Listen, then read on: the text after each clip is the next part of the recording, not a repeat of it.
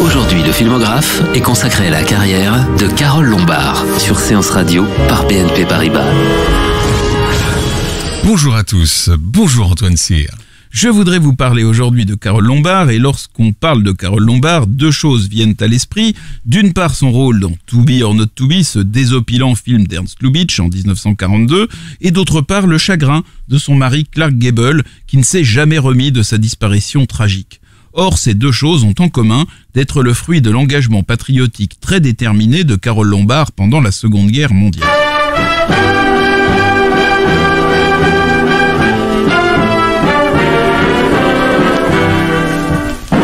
Si les vedettes d'Hollywood furent intellectuellement et physiquement très engagées contre le nazisme, peu s'impliquèrent de manière aussi précoce que Carole Lombard. Le 8 décembre 1941, lendemain de l'attaque de Pearl Harbor, elle écrivit au président des États-Unis, Franklin Roosevelt, pour lui proposer ses services et ceux de son mari Clark Gable dans le combat contre l'Allemagne nazie et le Japon. À vrai dire, elle avait déjà commencé à le faire par anticipation en acceptant de partager avec Jack Benny et Robert Stack la vedette de To Be or Not To Be. Ce film raconte les tribulations d'un petit groupe d'acteurs de théâtre polonais qui sont aussi des résistants et qui vont mettre leur génie de la comédie et du déguisement au service de missions d'espionnage. Ils tournent les nazis en ridicule au moins aussi efficacement que le célèbre dictateur de Chaplin, qui était sorti 15 mois plus tôt. Carole Lombard interprète Maria Tura, une grande vedette polonaise qui va utiliser son charme et son talent pour déjouer les pièges de la Gestapo de Varsovie. À la fin de To Be or Not To Be, elle réussit à rejoindre Londres par avion avec tous ses comparses.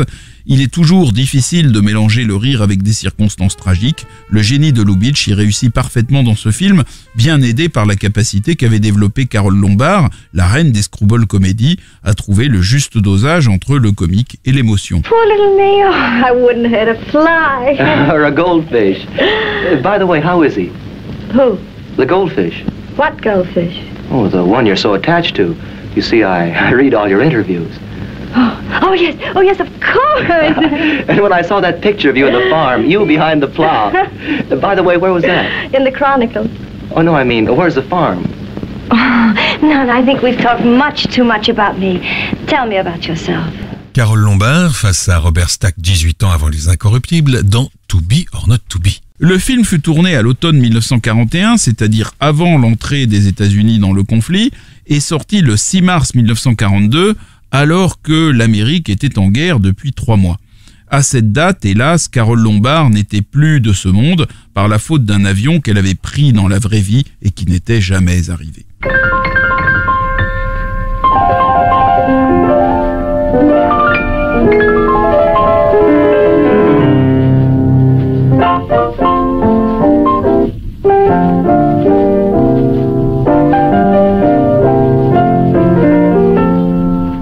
Au lendemain de l'attaque de Pearl Harbor, Roosevelt comprit qu'il allait avoir à financer un effort de guerre extraordinairement coûteux et lança un grand emprunt pour faire participer tous les Américains à son financement. Il eut l'idée de faire assurer la publicité de cet emprunt par des artistes qui tourneraient dans tout le pays. Et initialement, Roosevelt donc pensait confier cette mission à Mickey Rooney, le crooner dont la célébrité était aussi immense que la taille était, disons, modeste. Oh, 1m57 tout de même. Mais Mickey Rooney était new-yorkais et les conseillers de Roosevelt lui proposèrent de choisir plutôt Clark Gable, qui venait de s'illustrer dans Autant en emporte le vent et qui était originaire de l'Ohio, un état particulièrement représentatif de cette Amérique profonde qu'il s'agissait de mobiliser. Il y était né 40 ans plus tôt exactement. Le problème, c'est que Gable détestait parler en public, ce qui était quand même l'essentiel du boulot, puisqu'il fallait aller voir les gens et les mobiliser. Et il annonça à son épouse, Carole Lombard, qu'il allait décliner l'offre de Roosevelt. Et celle-ci se porta immédiatement volontaire à sa place. Carole Lombard était d'ailleurs pour sa part originaire de l'Indiana. Elle faisait donc partie des Hoosiers, un surnom que donnent les habitants de cet état très central et très patriote des États-Unis, qui avait d'ailleurs obtenu le meilleur pourcentage de souscription pour l'emprunt de la Première Guerre mondiale. Et c'est donc à Indianapolis, le 15 janvier 1942, que Carole Lombard fit sa première intervention publique en faveur de l'emprunt de guerre, concluant son discours par « Nous avons gagné la dernière guerre et avec votre aide, nous allons gagner celle-ci ».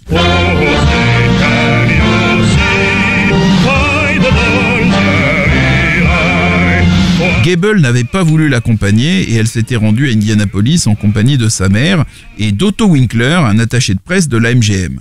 Le retour était prévu en train. Mais Carole Lombard était une femme impatiente, joyeuse, volubile et têtue aussi.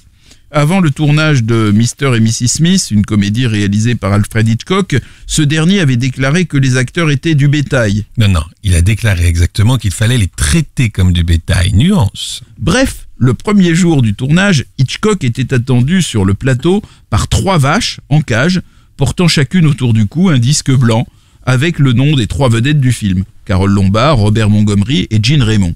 Et qui était à l'origine de cette petite farce en forme de leçon donnée à Alfred Hitchcock? Carole Lombard, bien sûr. C'est dire qu'avec un tel caractère, Carole Lombard fit peu de cas des objections de sa mère, qui détestait l'avion, ainsi que des recommandations du gouvernement, qui n'aimait pas exposer inutilement ses soutiens aux dangers encore importants de l'avion. Elle voulait vite retrouver Hollywood, elle voulait vite retrouver Gable. Qui tournait Somewhere I Find You avec Lana Turner, qu'il retrouvait pour la 2e fois. Et elle embarqua donc dans ce vol numéro 3 de la Western Airlines du 16 janvier, qui peu de temps après son ravitaillement à Las Vegas, heurta un sommet des Spring Mountains, tuant ses 22 occupants. C'est un Clark Gable dévasté qui se précipita sur les lieux de la catastrophe, et il suffit de regarder ses films pour voir qu'il ne fut plus jamais le même. L'expression de tristesse qu'il arbore dans Le Retour, un beau film sur le deuil réalisé par Melville Leroy, est trop naturel pour être autre chose que l'écume de son véritable chagrin.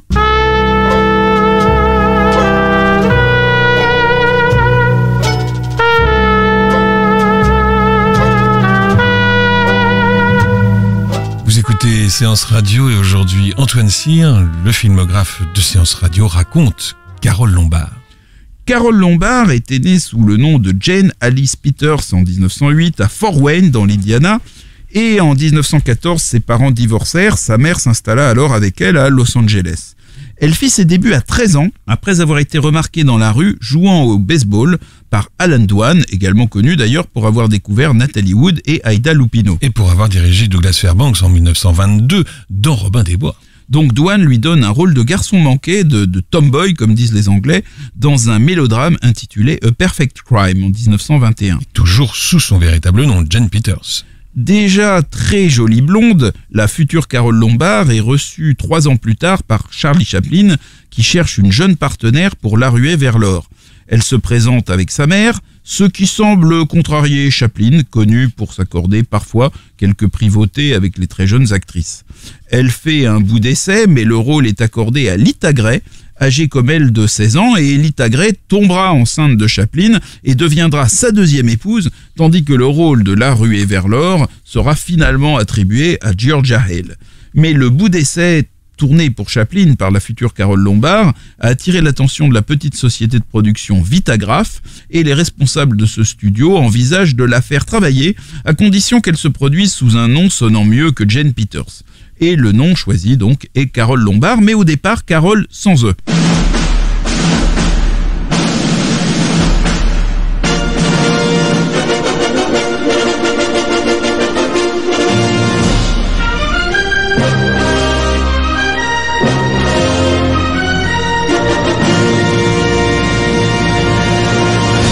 En 1925, elle signe un contrat avec la Fox, pour laquelle elle apparaît en haut de l'affiche dans Hurt and Spurs, un film de William S. Van Dyke.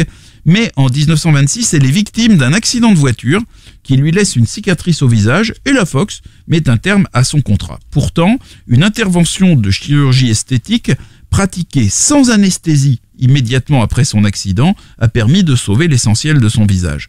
Pendant toute sa carrière, Carole Lombard exigea d'être filmée en gros plan par son profil gauche et veillera tant par le maquillage que par la lumière à ce que ses cicatrices soient invisibles. Harry Stradling, le chef opérateur de Mr. and Mrs. Smith, déclara ainsi « Elle connaît les astuces du métier aussi bien que moi ».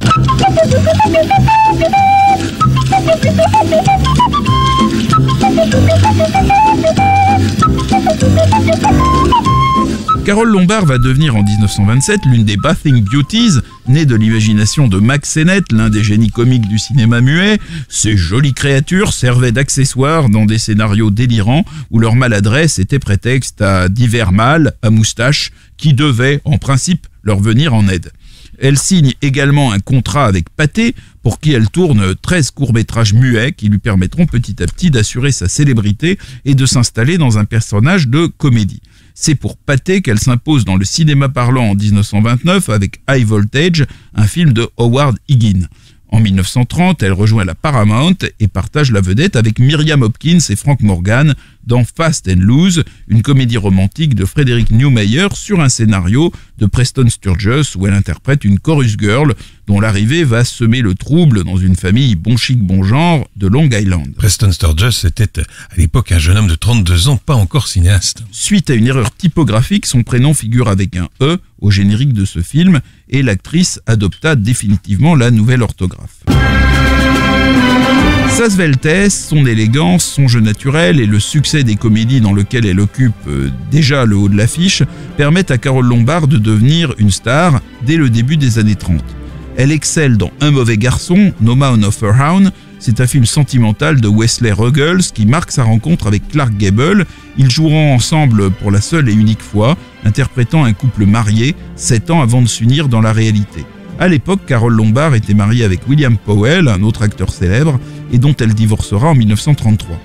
En 1934, elle tourne un autre film de Wesley Ruggles, Boléro, un film inspiré par la musique de Ravel, où elle forme un couple de danseurs avec George Raft. Mais si Raft était danseur de formation, ce n'était pas du tout le cas de Carole Lombard, qui dut être doublée pour de nombreux plans pendant les scènes dansées. Et on y voit aussi dans ce film un certain Raymond Milland, 29 ans, futur Ray Milland bien sûr. Et puis alors, c'est le tournage donc de Boléro qui empêcha Carole Lombard de participer à un second film avec Clark Gable, New York-Miami de Frank Capra, où le premier rôle féminin est tenu par Claudette Colbert. Après Boléro, Carole Lombard et George Raft se retrouveront en 1935 pour Rumba de Marion Guéring, mais le film n'aura pas le même succès. Et il est sorti en France, ce film, en août 1935, rebaptisé La dernière Rumba, ce qui change tout. Clairement, c'est dans la comédie loufoque, la screwball comédie, que s'exprime tout le talent de Carole Lombard. Sa grande force est de ne pas chercher à faire de sa beauté une arme fatale et de ne pas craindre de paraître idiote pour faire rire. Dans Train de luxe, 20th Century de 1935 de Howard Hawks, elle est superbe en jeune femme qui est prise d'étourdissement et qui ferraille avec John Barrymore en producteur de théâtre imbu de sa personne. Et alors curieusement, 10 ans plus tôt, en 1925, on avait pu brièvement apercevoir Carole Lombard et John Barrymore dans cette super production qui avait déjà été le baignure de Fred Niblo avec Ramon Navarro.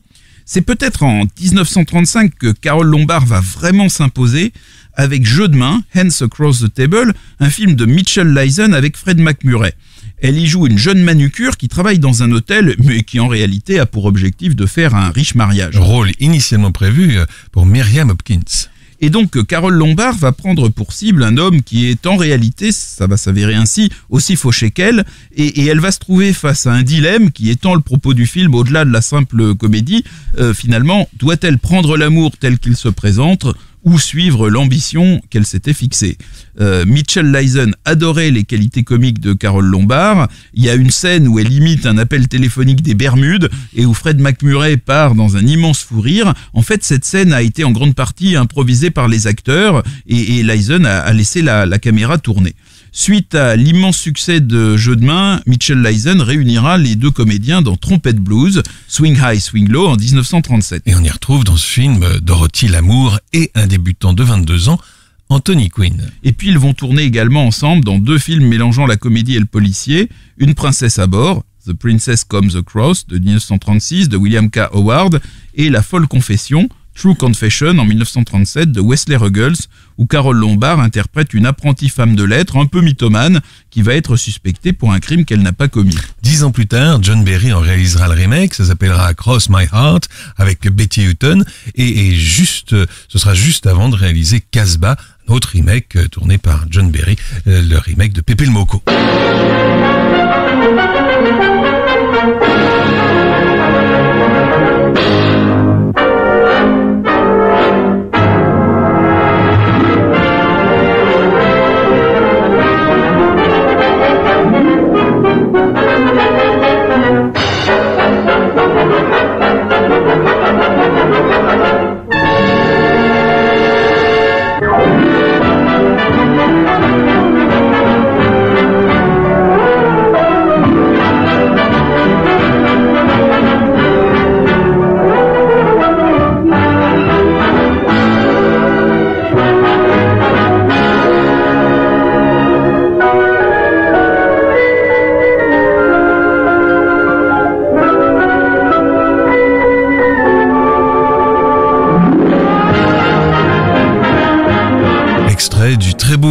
générique de Mon homme Godfrey avec tous les noms qui apparaissent comme ça en lettres lumineuses, comme des publicités au néon sur les immeubles de New York.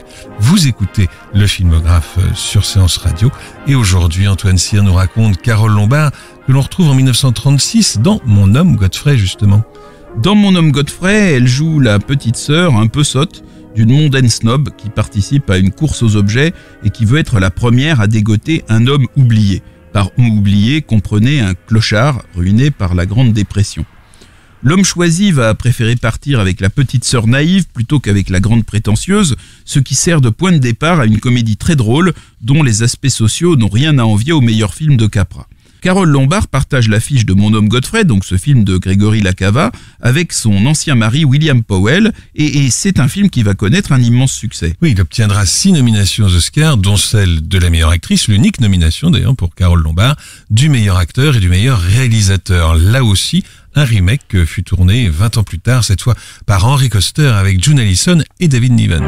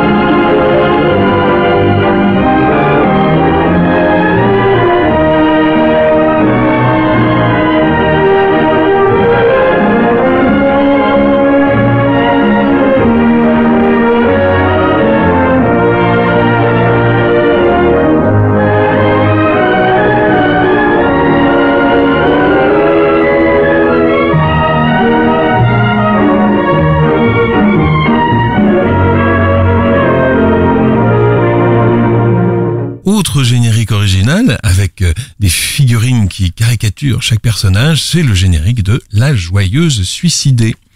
En 1937, en effet, Carole Lombard tourne dans son seul film en couleur, La Joyeuse Suicidée, Nothing Sacred, de William Wellman. Elle y joue le rôle de Hazel Flagg, une jeune femme qui s'ennuie dans un village perdu du Vermont. Il s'appelle en l'occurrence le village Warsaw, c'est-à-dire Varsovie, et dont les jours de cette pauvre Hazel Flagg sont prétendument comptés en raison d'une exposition à des radiations. Le malheur suspendu au-dessus de sa tête permet au journaliste, interprété par Frédéric March, de la transformer en immense célébrité à New York et dans tout le pays, en jouant sur le voyeurisme morbide du public. Contrairement à un personnage de Capra, Carole Lombard ne se révolte pas contre l'exploitation dont elle est l'objet. Tout l'intérêt du personnage réside dans la complaisance avec laquelle elle accepte le rôle que veut lui faire jouer la société. Ayant appris qu'elle n'est pas réellement irradiée, elle passe cette information sous silence, trop heureuse de quitter l'ennui de Warsaw pour les fastes de New York. Dans La Joyeuse Suicidée, Frédéric March dit à Carole Lombard « Ils vous aimeront parce que vous symbolisez le courage et l'héroïsme ». En écrivant cette phrase, le célèbre scénariste Ben Hecht ignorait certainement à quel point, 5 ans plus tard, la mort de Carole Lombard serait utilisée, on peut même dire récupérée, par la propagande de guerre américaine.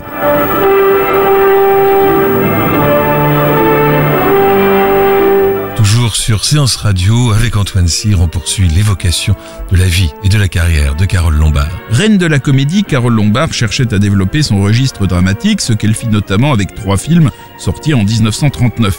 Dans Vigil in the Night, film de George Stevens tiré d'une nouvelle de Cronin, elle est une infirmière qui s'accuse d'une faute commise par sa sœur et qui refait sa vie dans une grande ville où elle va tomber amoureuse du médecin-chef idéaliste d'un hôpital sous-équipé et elle va faire face héroïquement à une épidémie. Et un jeune homme de 26 ans y débute presque, un certain Peter Cushing.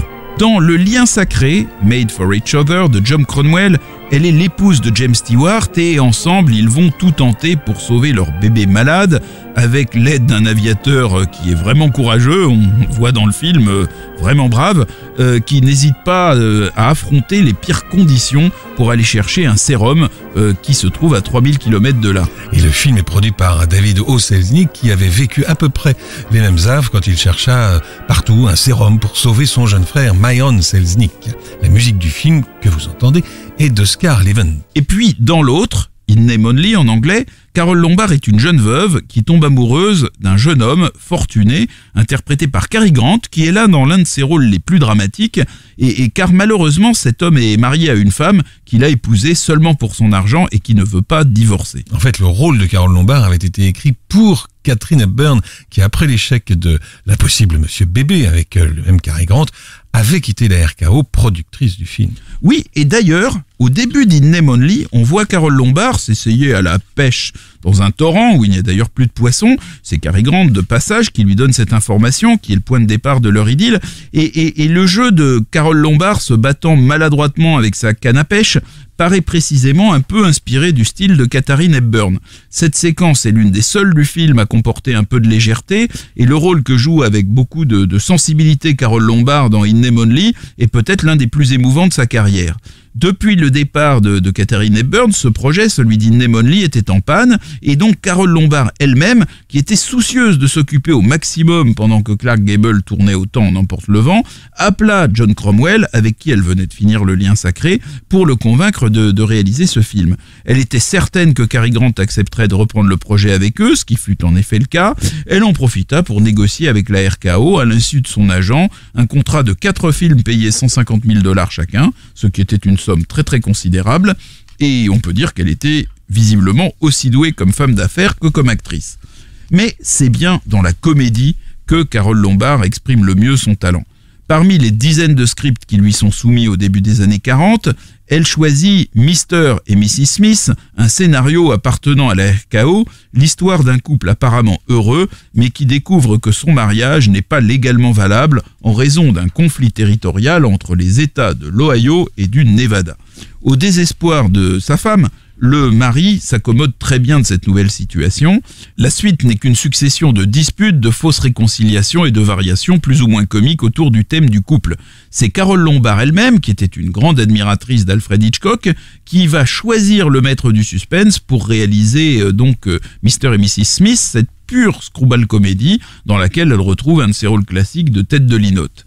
Elle excelle dans ce film, en particulier dans les moments où elle se ridiculise en poursuivant son mari de ses assiduités. Celui-ci est interprété par Robert Montgomery, également excellent. Effectivement, la comédienne connaissait bien Alfred Hitchcock, puisque depuis son arrivée aux États-Unis, 1 an plus tôt, elle lui louait sa maison. Elle avait décidé d'abandonner sa superbe villa, puisque avec Clark Gable, ils avaient décidé d'habiter dans un ranch à la campagne. Mr. and Mrs. Smith est un film plutôt réussi, mais on imagine ce qu'aurait pu donner Carole Lombard et son art de la naïveté calculée dans un vrai film à suspense du grand Hitchcock. Hélas, ce film n'existera jamais. Et oui, Mr. and Mrs. Smith, Joie matrimoniale en France, est la seule comédie tournée par Hitchcock aux États-Unis. Et il s'entendait tellement bien avec sa comédienne, ce qui est assez rare dans sa carrière, qu'il l'autorisa à le diriger elle-même dans sa légendaire apparition. Et on dit que elle l'a fait recommencer plus de 10 fois.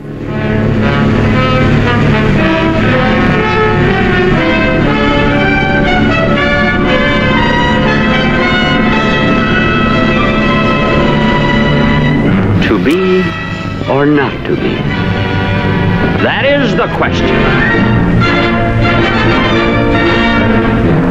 Nous sommes en 1941 et Carole Lombard va débuter le tournage de To Be or Not to Be, cette formidable comédie anti-nazie de Lubitsch, où le jeune et beau Robert Stack vient la rejoindre dans sa loge chaque fois que son mari attaque sur scène la grande tirade de Hamlet. Et la musique de To Be or Not to Be est signée Werner Heimann, quand elle n'est pas empruntée à Chopin polonais comme les héros du film. Mais ce chef-d'œuvre sera hélas le dernier film de Carole Lombard.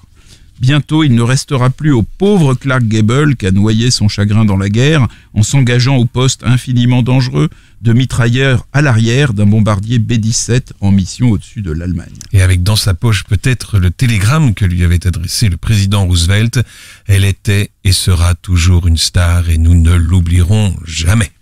Et en 1944, Clark Gable accepta de surmonter son horreur des prises de parole en public pour intervenir en uniforme et devant 15 000 personnes lors du lancement d'un cargo géant portant le nom de Carole Lombard, cette femme qui avait tant fait rire le public et que lui, Clark Gable, avait tellement aimé. Merci Antoine.